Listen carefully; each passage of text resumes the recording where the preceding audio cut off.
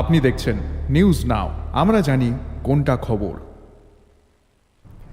আবারও high court jute mill মামলার রায় দিল। আবারও জানাই যে আবারও হাইকোর্ট জুট মিল মামলার রায় দিল। ৮ সপ্তাহের মধ্যে শ্রমিকদের টাকা মিটিয়ে দিতে হবে। যেমনটা আপনাদেরকে জানাচ্ছি যে হাইকোর্ট আবারও জুট মিল মামলার রায় দিল। ৮ সপ্তাহের মধ্যে শ্রমিকদের টাকা মিটিয়ে দিতে হবে, নয়তো আদালত অবমাননার মামলা গ্রহণ করা হবে রাজ্য সরকার এবং জুট মিলের বিরুদ্ধে। যেমনটা আপনাদেরকে জানাচ্ছি যে আবারও হাইকোর্ট জুট মিল মামলার রায় দিল। ৮ সপ্তাহের মধ্যে শ্রমিকদের টাকা মিটিয়ে দিতে হবে, নয়তো আদালত অবমাননার মামলা গ্রহণ করা হবে রাজ্য সরকার এবং জুট মিলের বিরুদ্ধে। জুট মিলের কর্মচারীদের টাকা ফিরিয়ে দেওয়ার বিষয় নিয়ে উচ্চ আদালতের অবমাননা মামলায় ফের একবার জুট মিল ও রাজ্য সরকার কাঠগড়ায়। আগামী ৮ সপ্তাহের মধ্যে যদি রাজ্য সরকার এবং জুট মিল কর্তৃপক্ষ কর্মচারীদের টাকা মিটিয়ে না দেয়, তাহলে রাজ্য সরকার ও জুট মিলকে ফাইন দিতে হবে, জানিয়ে দিয়েছে উচ্চ আদালতের ডাবল বেঞ্চ। এই বিষয়ে বিস্তারিত জানিয়েছেন রাজ্যের বরিষ্ঠ আইনজীবী পুরুষোত্তম রায় বর্মা। তিনি কি বললেন শুনবো।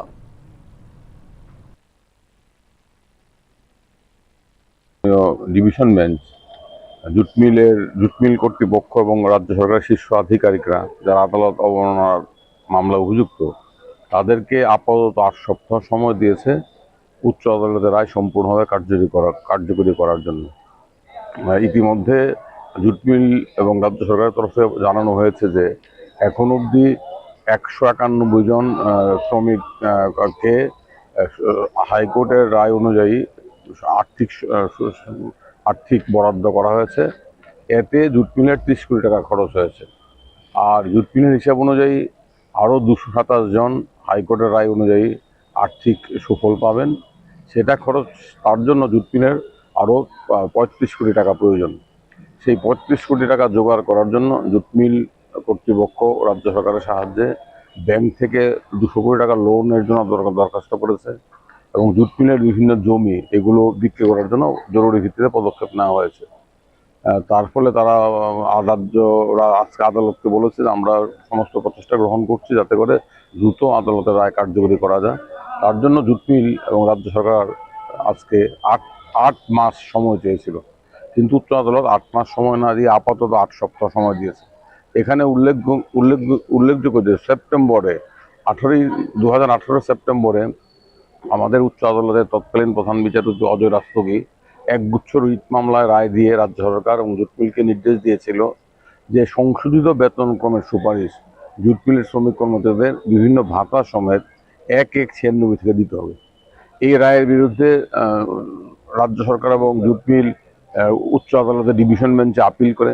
এই আপিল 2022 সনে আপিল খারিজ হয়ে যায়। পরবর্তী সময় রাজ্য সরকার সুপ্রিম কোর্টে যায়।